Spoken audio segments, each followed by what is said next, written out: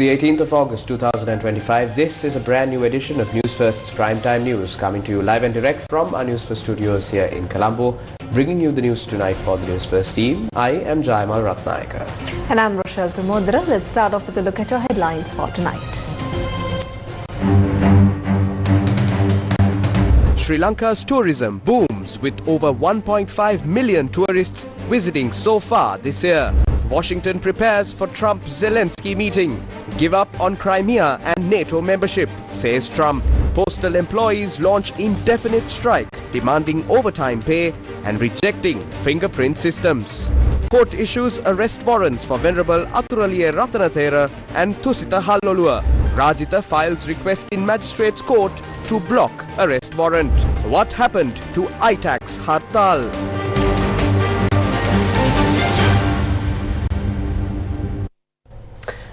In tonight's top story, Sri Lanka is once again capturing the world's attention as a must-visit destination. We begin tonight's bulletin with this inspiring story featured in our Happy Headlines segment.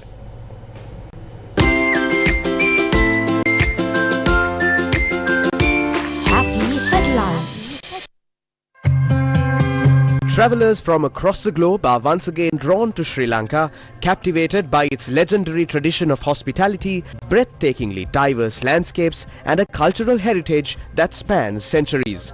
With world-class travel destinations, enhanced infrastructure and a growing portfolio of attractions, Sri Lanka is rapidly emerging as South Asia's premier travel hotspot for 2025. From January to date, the island has welcomed over 1.5 million visitors, marking a 20% increase compared to the same period last year. The Ministry of Tourism states that 2025 is shaping up to be a landmark year for the revival of Sri Lanka's tourism industry. According to a report released by the ministry, the exact number of tourist arrivals stands at 1,565,600. India continues to be the leading source of tourists, accounting for 21% of the total arrivals so far. Sri Lanka continues to experience a robust resurgence in international tourism, with 129,226 tourists arriving during the first 17 days of August alone. According to the Ministry of Tourism, January recorded the highest number of arrivals in the first 7 months of 2025, with 252,761 tourists entering the country. This was followed by 240,217 arrivals in February, 229,298 arrivals in March, 174,608 arrivals in April, 132,919 arrivals in May, 138,241 arrivals in June, and 200,226 arrivals in July. The total number of tourist arrivals recorded in 2024 was 2,053,465. The ministry has set an ambitious target of attracting 3 million visitors by the end of the year, reinforcing Sri Lanka's position as a leading destination in the region. In addition to India, which remains the top source of tourists, the ministry reports significant growth in arrivals from the United Kingdom, the Netherlands, China and France. This is certainly a boost for us, especially in our program to develop tourism and support our economy, which was destroyed. The tourist season starts over the next few months. We anticipate a total tourist arrival of 3 million by the end of this year.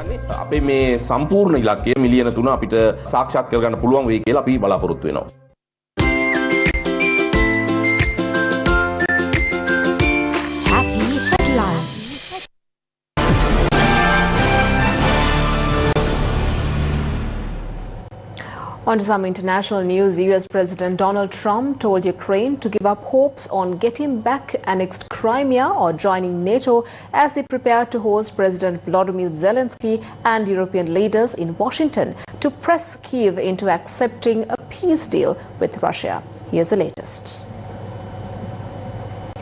After rolling out the red carpet for Russian President Vladimir Putin in Alaska on Friday, Trump is leaning on Ukraine to accept a deal to end Europe's deadliest war in 80 years, which has killed tens of thousands and displaced millions. US President Donald Trump told Ukraine to give up hopes of getting back annexed Crimea or joining NATO as he prepared to host President Volodymyr Zelensky and European leaders in Washington to press Kiev into accepting a peace deal with Russia. United States President Donald Trump has increased pressure on Ukraine to accept an agreement to end Russia's war, claiming that Ukrainian President Volodymyr Zelensky could choose to end the conflict almost immediately. Addressing Zelensky a day before his high-stakes visit to the White House, Trump warned that the return of Russian-occupied Crimea and Ukrainian membership of NATO would be off the table in any negotiated settlement. The White House says Trump will meet first Zelensky and then the leaders of Britain, Germany, France, Italy, Finland, the European Union and NATO. The European leaders are flying to Washington to show solidarity with Ukraine and to press for strong security guarantees in any post-war settlement. According to foreign media, European leaders arrive at the White House at 5 p.m. BST, followed by Trump greeting Zelensky before heading into a bilateral meeting 15 minutes later. At 7:15 p.m. BST, Trump will greet the European leaders and the meeting between European leaders and President Trump will begin afterwards. While Trump has indicated that a deal with Moscow would involve some sweeping changes in land between Russia and Ukraine, Zelensky has repeatedly ruled out handing over Ukrainian territory to the occupier.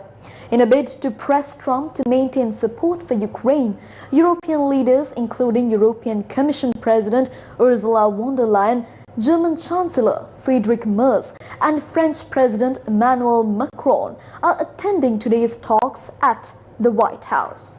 Ukrainian President Zelensky said that previous concessions to Moscow, including in Crimea, had only emboldened Putin to wage more war. In a post on X, Zelensky said, quote, "We all share a strong desire to end this war quickly and reliably, and peace must be lasting.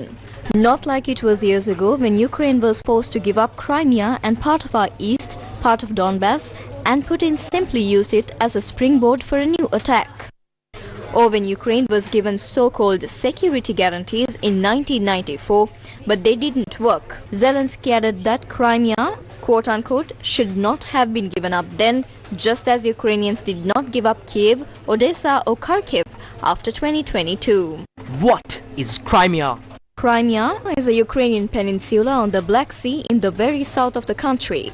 For more than a decade, it's been under Russian occupation after Moscow's forces illegally annexed it in 2014. Its position on Ukraine's coastline gives it strategic importance for Russia. What is Donbas? The Donbas is a strategically important area rich in minerals and industry in the far east of Ukraine, comprising two provinces, Luhansk and Donetsk. For much of the war, Russian and Ukrainian forces have been locked in a grinding battle for control of the region.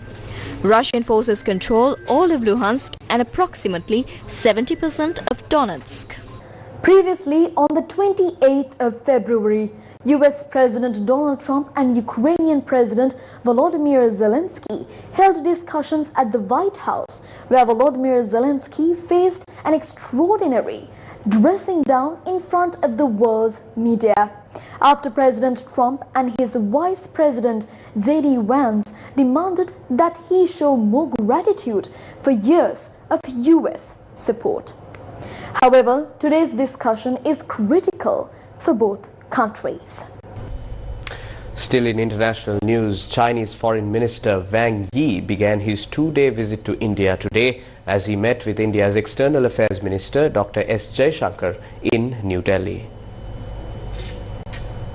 The Chinese foreign minister's visit also assumes significance in view of increasing tensions in India-US relations following President Donald Trump doubling tariffs on Indian goods to 50%, which included an additional penalty of 25% for purchasing Russian oil. India and China are expected to discuss new confidence-building measures for durable peace and tranquility along their contested border during Wang Yi's visit, which comes ahead of Prime Minister Narendra Modi's China trip later this month.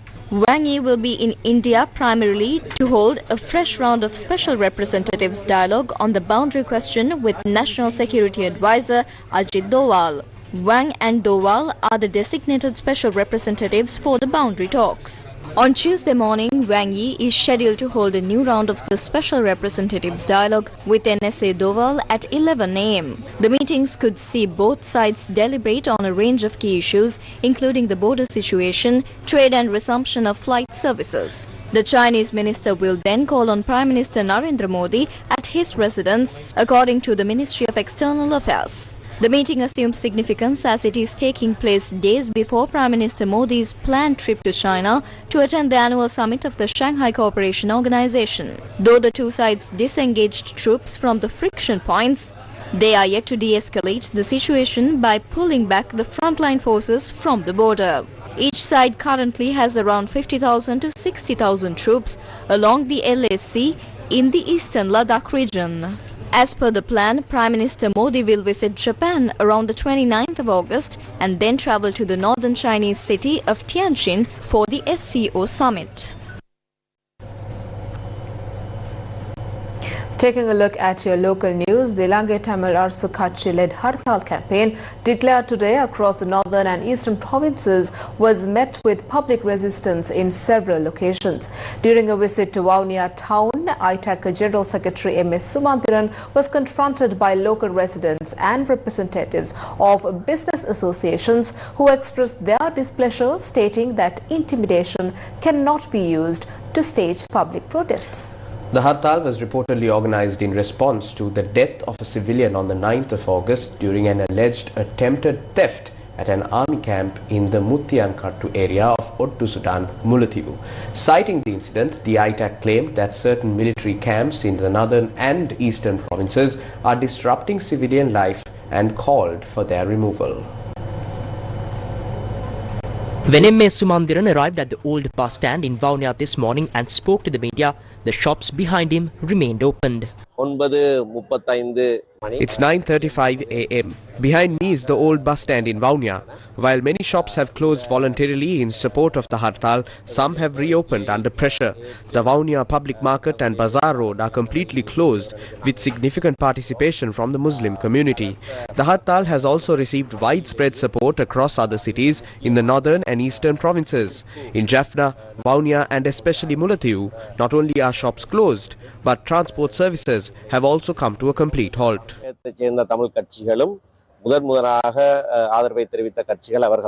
However, K. Krishnamurthy, the chairman of the Vaunia Traders Association, stressed that it is not possible to force shops to close by threatening them. It is our right to keep our shops open. We are not opposing the Hartal, but all of your parties need to come together. You are attempting to do this alone for political gain. We will not accept you making individual decisions and closing shops without taking our views into account. Most shops in Vaunia town were open today and daily activities in the town continued without any disruption. Daily activities in Jaffna town also went on as usual. Shops in the city remained open as usual and schools continued their regular operations. The University of Jaffna also conducted its activities as usual today. Our Newsfirst correspondents reported that most shops in Kilinochchi and Mullaitivu towns remained closed. In Kilinochchi town, shops began reopening by midday. Some shops in Trincomalee in the eastern province remained closed for several hours this morning and reopened after 12 noon.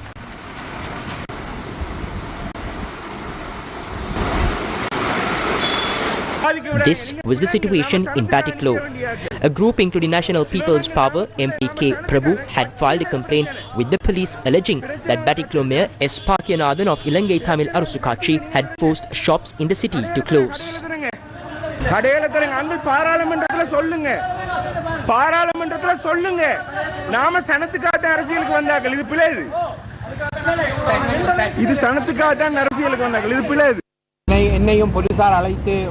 The police contacted me, saying there was a complaint filed against me. When I arrived at the office from home, I noticed several shops were open. I went to check personally and did not threaten anyone to close their shops. Traders have informed us that the mayor instructed them to close their shops, reportedly using threatening and coercive tactics. They claim that those who refused to comply were warned their business licenses would be revoked.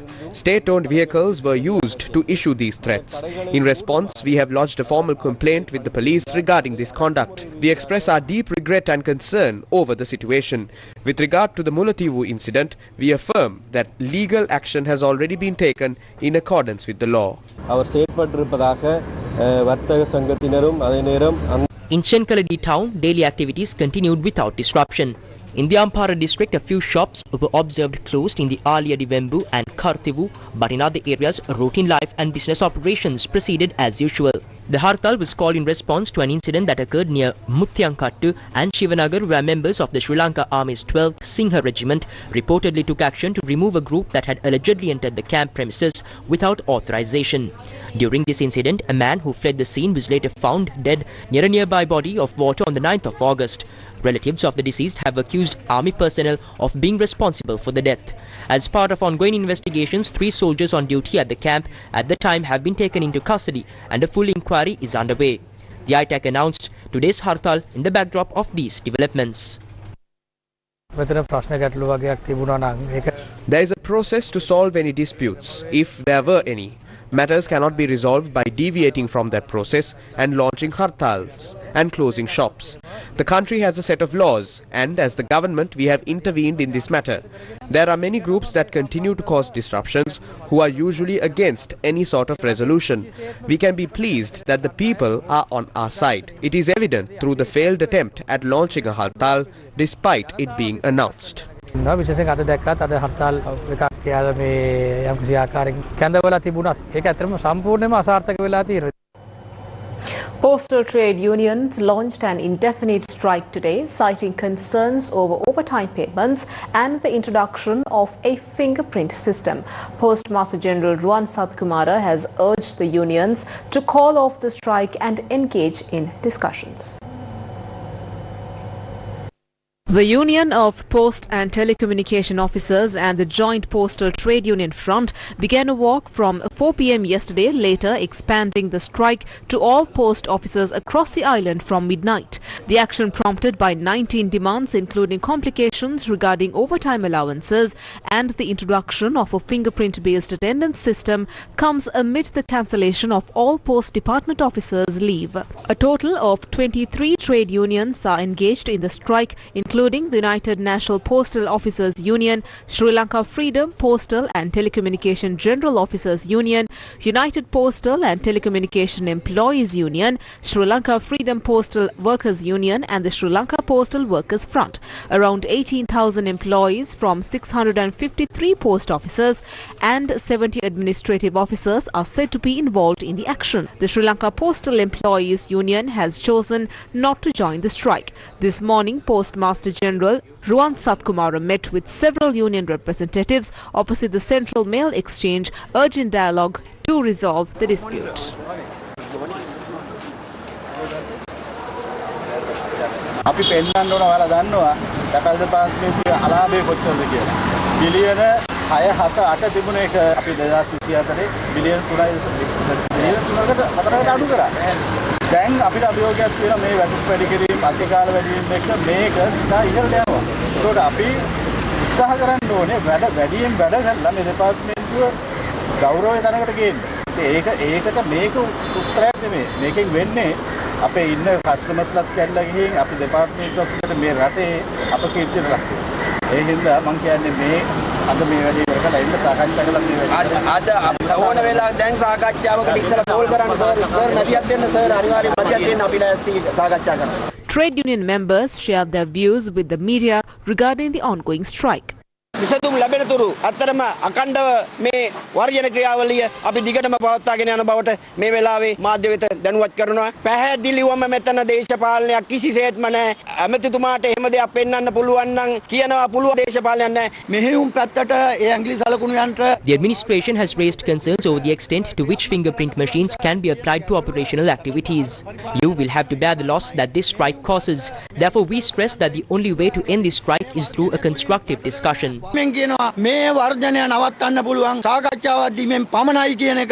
Postmaster General Ruwan Satkumara emphasized that the strike is unjustified as solutions have already been provided for many of the workers' demands. සාකච්ඡා කරන්න පුළුවන් කාරණා. හැබැයි වැඩ වර්ජනය There are issues that can be discussed, but our position is clear. The strike must be stopped before any discussions take place. While we are open to discussing matters with the minister, holding discussions during an ongoing strike serves no purpose. Last Monday, we met with the Director General of Institutions and reached an agreement on several points. Some issues such as not marking attendance via the fingerprint system remain pending, but these fall under established government policies that must be followed. Out of the 19 requests submitted by the employees, 17 have already been fulfilled. Decisions have been made, approvals granted, and actions are underway. The remaining matters, use of the fingerprint system and compliance with government policies regarding overtime payments, must also be adhered to. These are government directives, and as such, they cannot be challenged. When the government decides to act differently, we are obliged to adapt accordingly. විදිහට කටයුතු කරන්න ඕන කියලා කිව්වම ඒකට විරෝධයක් කළා බෑ අපි ඒකට අනුගත වෙන්න ඕන. The ongoing strike caused disruptions at post offices across the country today, inconveniencing the general public. දරකොලයක් ගෙවන්නාවේ ස්ට්‍රයික් අපි දන්නෙත් නෑ මේ පොස්ට් ඔෆිස් එක වහලා කියලා අපිට දැවිලා නතරමං වෙලා ඉන්නේ. අපිට මේක ගෙවා ගන්න කොහොමද දන්නේ නැහැ. මේක අපිට ආයෙ දරකොලයක් ආයෙ වෙලිපොර දරකොල ගෙවන්න වෙයිද දන්නේ නැහැ. මිනිස්සු අමාරුවේ දාන වැඩ තමයි කරන්නේ. ඉතින් පිටරකොට ස්ට්‍රයික් කරා මිනිස්සු අපරාධ කොහොමද මේවා කරන්නේ? මොන රාජ්‍යදලා මගේ මතේ නම් ඇඟිලි සලකුණෙන් දාන්නේ හොඳයි. ඇඟිලි සලකුණෙන් තියෙනවනේ වෙලාවට එන්න. මොනවද මේක අසාධාරණයි මිනිස්සුන්ට කාරි කරදරයන්නේ මේක. දැන් බලන්න කිසිම දෙයක් නෑ ලියුමක් දාන්න බෑ ටෙලිග්‍රෑම් එකක් ගන්න මම මේ ටෙලිග්‍රෑම් එකක් ගන්න ආවේ. Even the 24-hour post office at Bandaranaike International Airport, Katunayake, was closed due to the strike. Meanwhile, the subject minister stressed yesterday that the strike launched by postal trade unions is unjustified. I would call this an unfair strike. I urge all employees not to resort to disruptive trade union action.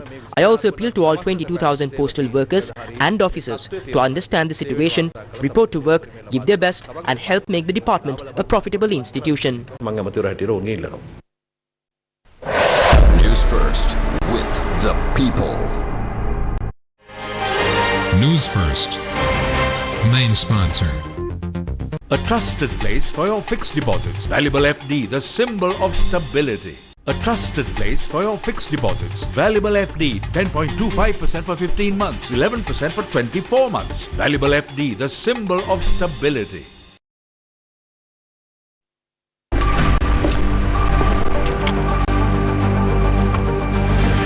Case file.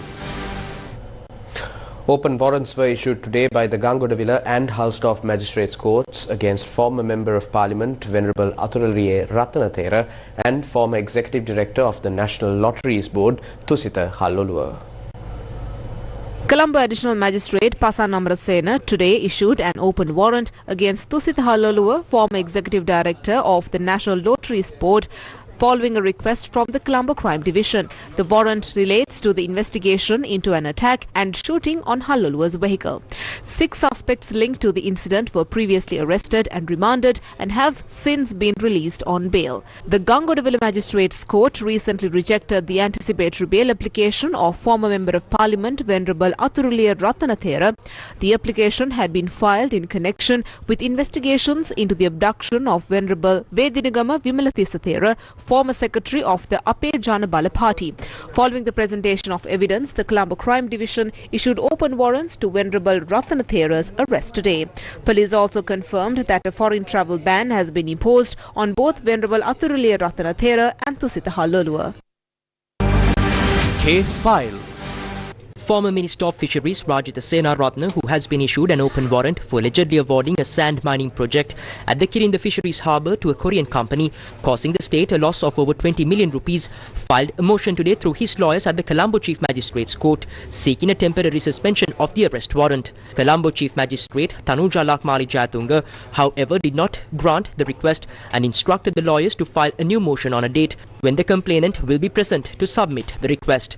Appearing on behalf of former Fisheries Minister Rajitha Senaratne, President's Counsel Maitri Gunaratne told the court that the Commission to investigate allegations of bribery or corruption had filed a motion during the judicial vacation on the 12th of August and obtained a warrant against his client.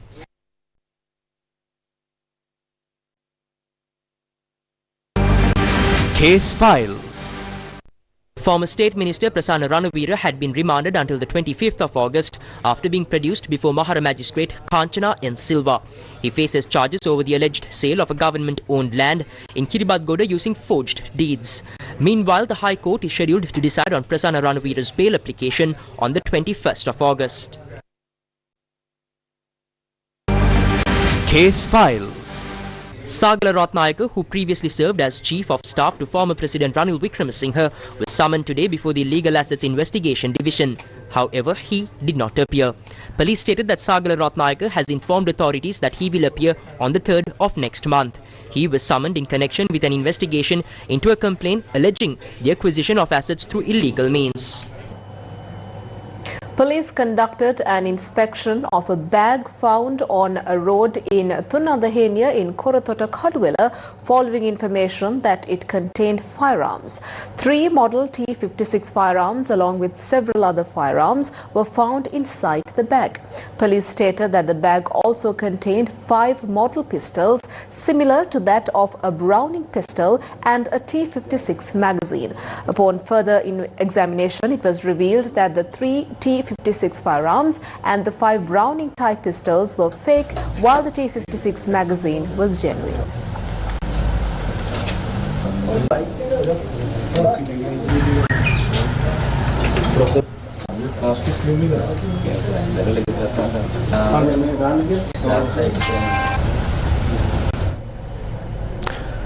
The all-share price index of the Colombo Stock Exchange surpassed 20,000 points once again today.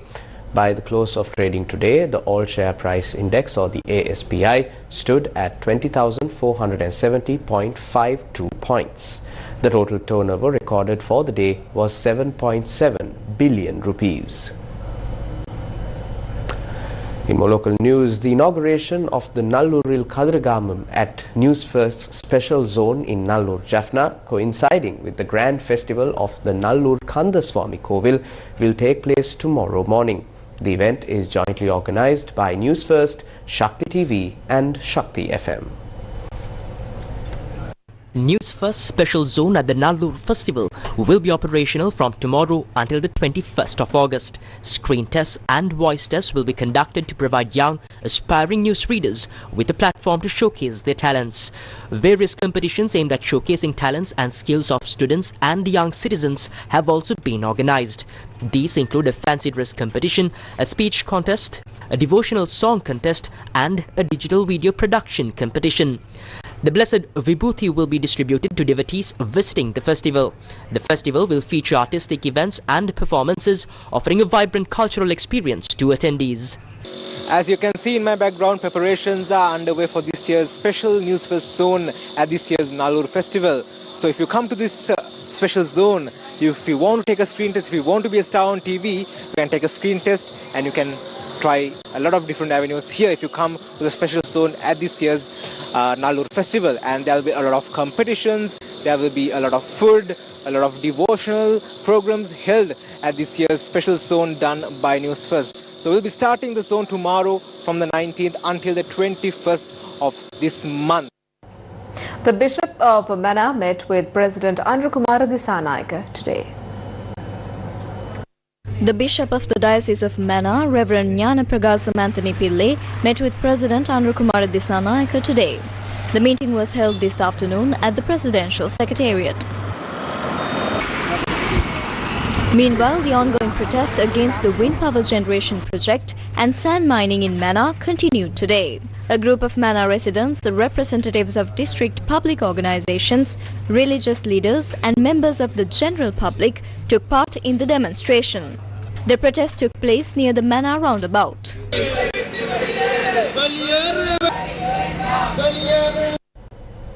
The Young South Asian Leaders Initiative was launched in Colombo today, marking an inspiring new chapter for young changemakers across the region. A landmark youth leadership initiative has officially launched in South Asia. The Young South Asian Leaders Initiative, or YSALI, kicked off its first regional workshop in Colombo yesterday. Running from the 17th to the 21st August at the Cinnamon Life Hotel, the program brings together emerging young leaders from across South Asia, focusing on entrepreneurship, civic leadership and social innovation with the goal of building a more sustainable and collaborative regional future. The opening session was held today, featuring a keynote address by US Ambassador to Sri Lanka, Julie Chung. You are the pioneers of a new initiative that aims to build bridges across borders and across generations, starting with all of you right here in Colombo. Now, let me be very clear. The United States does not see young people simply as the leaders of tomorrow. We believe you're leading today. We've seen your leadership in the way that you mobilize communities, spark innovation, tackle complex problems with energy and with vision and with passion. Waisali is a platform, but more importantly, it's a network of people. Each of you has already demonstrated leadership through your participation in U.S. government exchange programs. You've taken the initiative to create change, often in very difficult circumstances. And now, by coming together, you are combining your ideas, your talents, your dreams to shape the future of your region. Our goal is to work with you, not just during this workshop, but beyond, to help turn your ideas into action. Whether you're focused on entrepreneurship, civic engagement, or social innovation, we want you to be supported through all these efforts. Sponsored by the U.S. Department of State's Bureau of South and Central Asian Affairs, Waisali aims to strengthen U.S.-South Asia relations by empowering the region's most promising youth leaders. The Colombo workshop marks the beginning of what is expected to become a long platform for dialogue, leadership development and regional cooperation.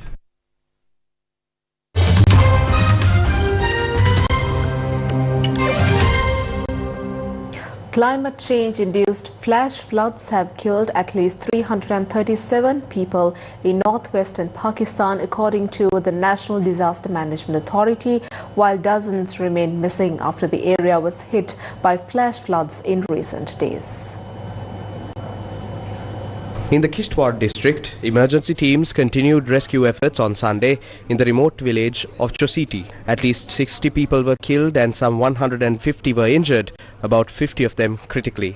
Mohammed Suhail, a spokesperson for the emergency service, said 54 bodies were found after hours-long efforts in Buna, a mountainous district in the Khyber Pakhtunkhwa province, where torrential rains and cloudbursts triggered massive flooding on Friday. Search efforts focused on areas where homes were flattened by torrents of water that swept down from the mountains, carrying massive boulders that smashed into houses like explosions. Authorities have warned of more delugers and possible landslides between now and Tuesday, urging local administrations to remain on alert. Higher than normal monsoon rains have lashed the country since the 26th of June and have killed more than 600 people.